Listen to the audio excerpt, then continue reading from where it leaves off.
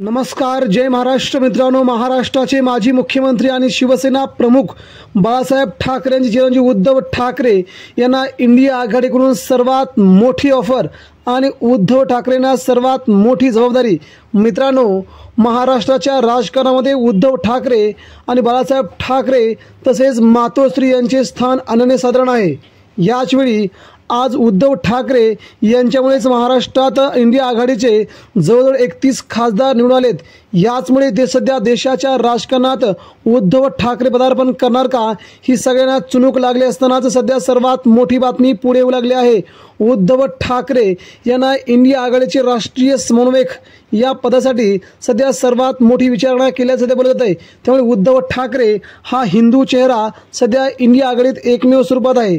उद्धव ठाकरेंमुळे देशातील जवळजवळ 60% हिंदूंची मतं उद्धव ठाकरेंच्या बाजूने देखील राहतात।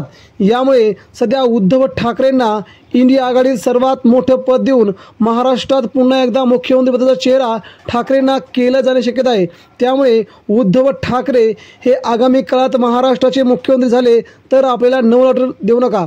मित्रांनो, याचमुळे सध्या दिल्लीत देखील ठाकरेंच्या नावाचा दबदबा सध्या पाहायला मिळतोय।